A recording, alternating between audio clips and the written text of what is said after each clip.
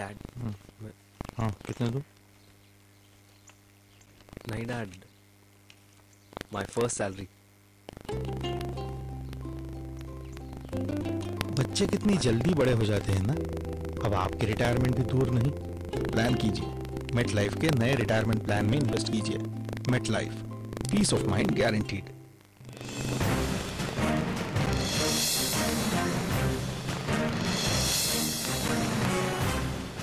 आइए अब कुछ जो छोटे मोटे एनेक्डोटल एग्जाम्पल आपने किताब में दिए हैं, मैं उसके बारे में आपसे सुनना चाहूँगा। ये पुतिन के कुत्ते का क्या किस्सा है? ये कोई 1 साल पहले की बात है या 1.5 साल पहले की बात है कि मैंने जॉर्ज बुश के साथ एक इंटरव्यू किया था हमारे क्लाइंट के लिए, फॉर्मर प्रेसिडेंट के साथ। और मैंने उनसे पूछा था कि आपने एक बार बताया था कि पुतिन आपके दोस्त हैं और आपका आज उनके बारे में क्या इंप्रेशन है। तो उन्होंने मुझे एक बहुत इंटरेस्टिंग एनेक्डोट बताया कि पुतिन का भी बिहेवियर कैसे चेंज हुआ। कि जब वो पहले पार में आए थे पुतिन 99-2000 में, उस टाइम रशिया की हालत बहुत ख़राब थी और उस टाइम एंटायर फोकस रशिया का था कि वो रिस्ट्रक्चर करें और काफ़ी सॉर्ट ऑफ हम्बल हो गए थे वो। और पर 2007-2008 तक उनका पूरा एटीट्यूड चेंज हो गया था बिकॉज इतना बड़ा बूम आया था रशिया के अंदर।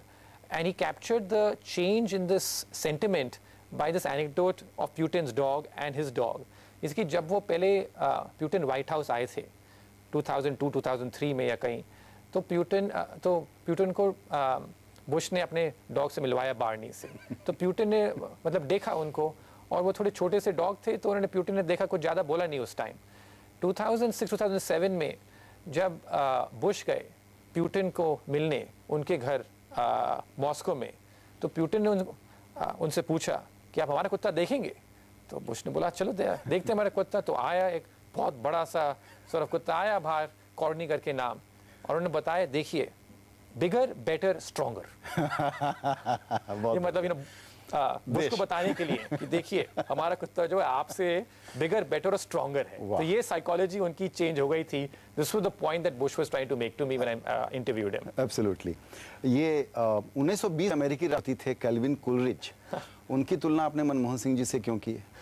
बिकॉज उनका जो नाम रख गया था 1920s में वो था साइलेंट कैल, क्योंकि वो कभी कुछ बोलते नहीं थे।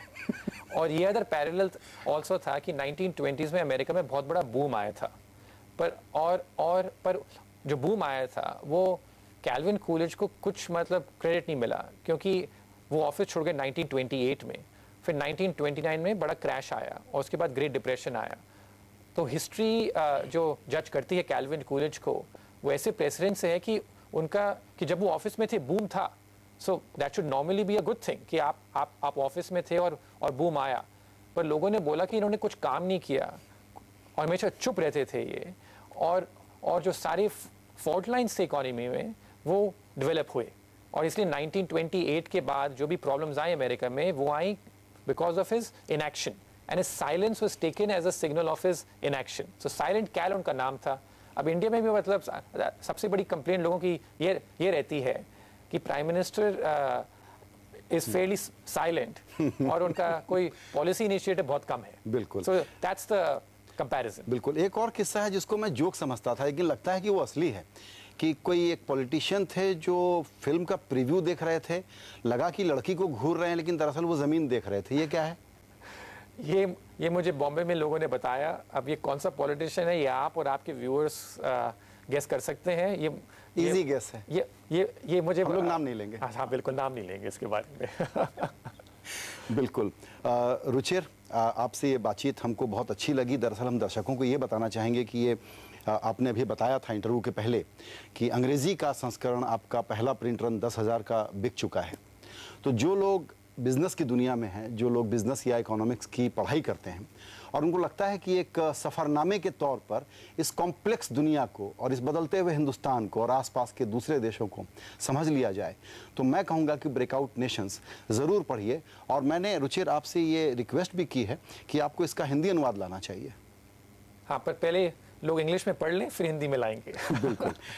इस पर आपको किसी को फीडबैक देना हो तो वो आपको कहाँ दे सकते हैं? आपने इसकी कोई वेबसाइट बनाई? हाँ, किताब का नाम breakoutnations.com। यहाँ पर काफ़ी सॉर्ट ऑफ इंटरैक्टिव वेबसाइट है, सारा फीडबैक इस पर दे सकते हैं और दुनिया भर में जो इसके बारे में लिखा जा रहा है आप इस वेबसाइट पर जाके पढ़ सकते हैं, breakoutnations.com। बिल्कुल रुचिर, और आपके बारे में पता है जो हमको लगा है वो ये है कि आप जयपुर के हैं, शाकाहारी हैं और सिंगल हैं। और चूंकि शायद सिंगल हैं इसीलिए आप इतना वक्त निकाल लेते हैं कि इतनी दानिशमंद किताब लिख सकते हैं। रुचिर, आपको आज हमारे साथ बात करने के लिए आप हमारे पास आए, आपका बहुत बहुत शुक्रिया। Thank you very much. Thank you.